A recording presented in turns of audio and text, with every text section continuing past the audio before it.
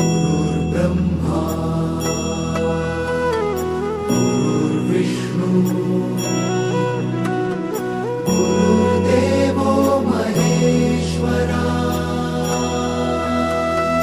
गुरु साक्षात् परब्रह्म तस्मै श्री गुरवे नमः।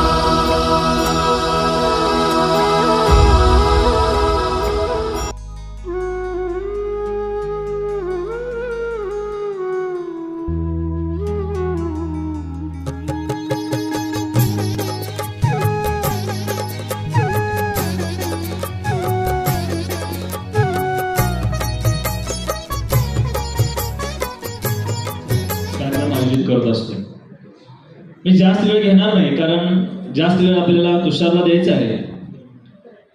थोडक्यात परिचय करून देतो. तुषार राजेंद्र पाटील कुंभोज नुकताच यांची भारतीय सैन्य दलामध्ये लेफ्टनंट मध्ये निवड झाली, क्लास 1 ऑफिसर म्हणून निवड झाली. कुंभोज गावासाठी तर ही अभिमानाची गोष्ट आहेच, त्याचबरोबर आपल्या विद्यालयासाठी, आपल्या बाहुबलीसाठी एमजी साठी हे अत्यंत आमच्या एमजी शाळेच्या बाहुली विद्यापीठाच्या शिल्पेचामध्ये एक मानाचा तोरा होण्यासारखं काम आहे. कारण तसंच आहे विद्यार्थी मित्रांनो, तुषार पाटील हे अगदी सामान्य कुटुंबातून आलेले आणि प्राथमिक शिक्षण त्यांचं आपल्याच बाहुबली जिल्हा परिषदेची शाळा आहे यामध्ये 1ली ते 4थी शिक्षण झालेलं, म्हणजे कुठून विद्यार्थी कुठं जाऊ शकतो. त्याचबरोबर 5वी ते 10वी मध्ये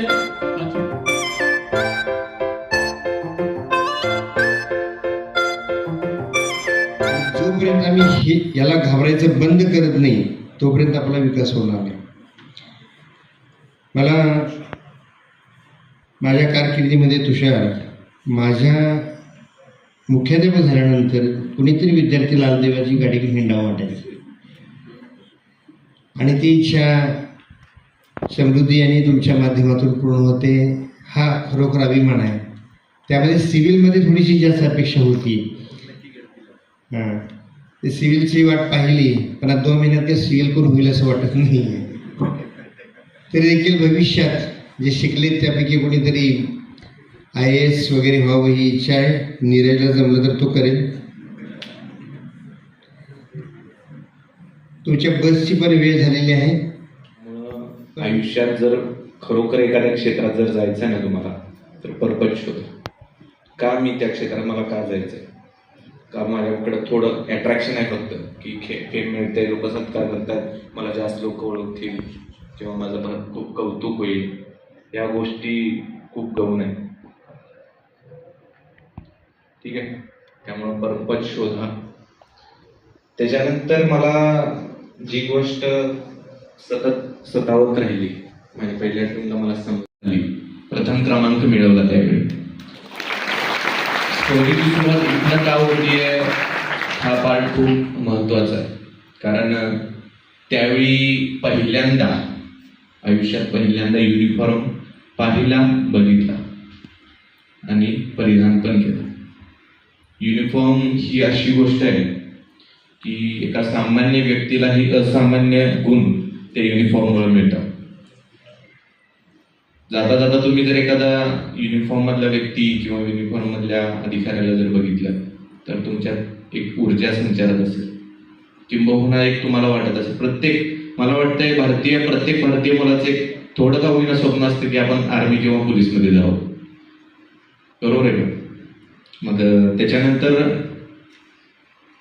शहापूरला एक स्पर्धा झाली, तालुकास्तरीय स्पर्धा. तिथं काय आपला नंबर नाही आला, पण तिथे एक NDA पासआउट लेफ्टनंट सर आले, म्हणजे मी जे आत्ता पदावर माझी नियुक्ती झाली ते सर ऑलरेडी सर्व्हिसमध्ये होते. आणि ते तिथं आले आणि त्याचं एक 10 मिनिटाचं कन्व्हर्सेशन तिथं झालं, ते पण पूर्ण मराठी मीडियममधून शिकलेले.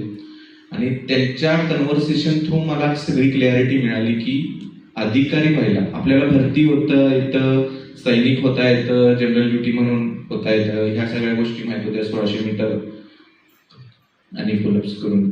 पण त्यावेळी मला त्या लेफ्टनंट सरांच्याकडून खूप काही माहिती मिळाली, NDAची माहिती मिळाली त्यावेळी. त्याच्यानंतर फक्त डोक्यात एकच घुमवलं, NDA आणि NDA.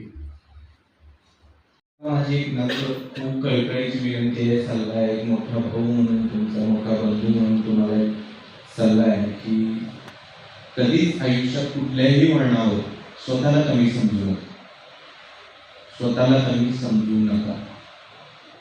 ही जर गोष्ट जर आयुष्यात कधी तुम्ही चूक केली, स्वतःला जर कधी कमी समजलं, तर खूप ती भरून न येण्यासाठी 2015 साली विज्ञान विभाग प्रमुख झाले आणि आम्ही शाळेमध्ये अपूर्व विज्ञान मेळाव्याचं आयोजन केलं होतं.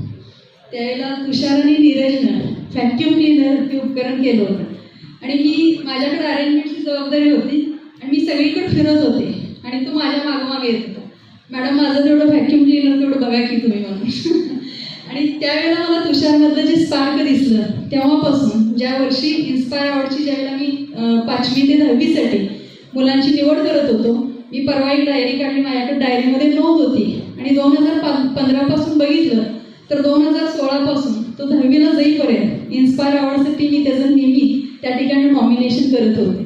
म्हणजे प्रत्येक स्पर्धेमध्ये कोणतीही गोष्ट असेल, त्याने जे खूपचं सांगितलं NCCचं, त्याच्यामध्ये समृद्धी भोईटे सुद्धा मुलगी आणि ह्या दोघांनी पण कमांडरीचं काम केलं होतं. समृद्धी भोईटे तर 15 ऑगस्ट आणि 26 जानेवारीला इथं मुख्याध्यापकांना जी आपण म्हणजे मान